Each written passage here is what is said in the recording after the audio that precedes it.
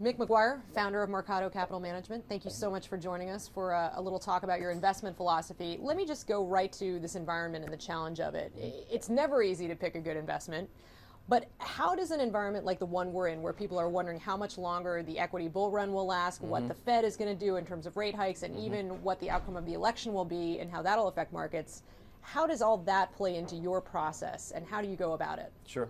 Well, I would agree with you. The current environment is certainly a more difficult environment to be an investor than in periods we've seen in even just the last 5 years. The S&P multiple is at the high end of the range that it's been at over its history, and so it really requires that you pick your spots. Our investment philosophy is one that kind of favors concentration, so we try to pick our spots all the time. But I think that's kind of even more important if you're going to drive attractive returns, to make sure that you're concentrating your capital in situations that are uniquely compelling, as opposed to simply proxies for broader market returns.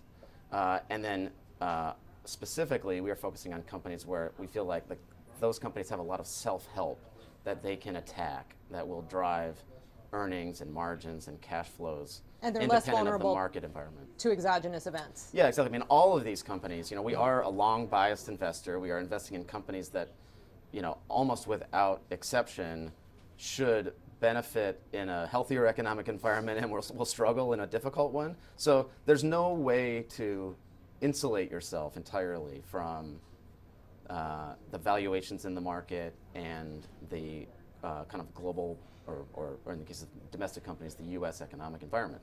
But you can mitigate that risk by targeting situations where companies can drive meaningful earnings improvement through cost savings, or through capital structure changes, or synergistic mergers.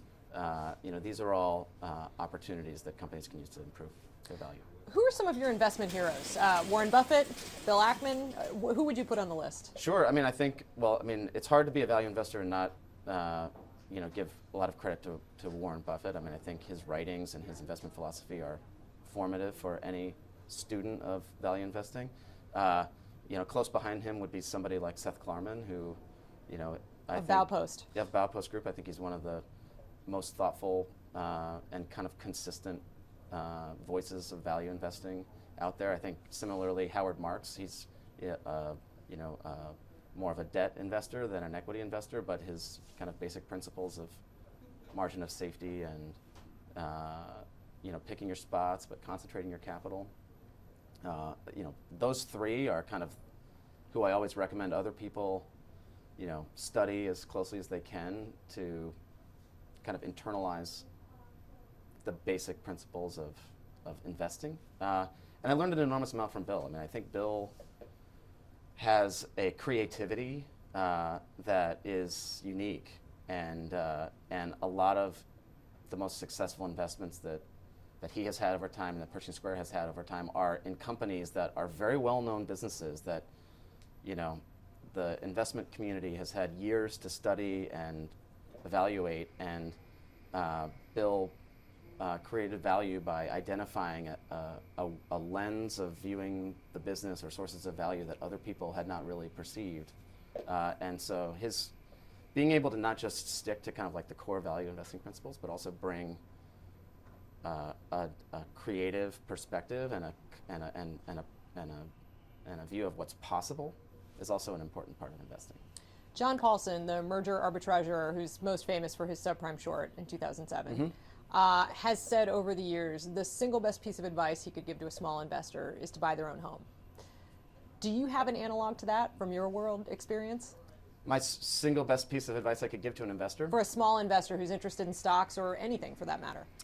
Well, I would say read, the Warren Buffett and Seth Klarman and Howard Marks. These are things you can type right into Amazon, and it's no longer difficult to gain a basic education in the fundamentals of investing and the fundamentals of business analysis and valuation.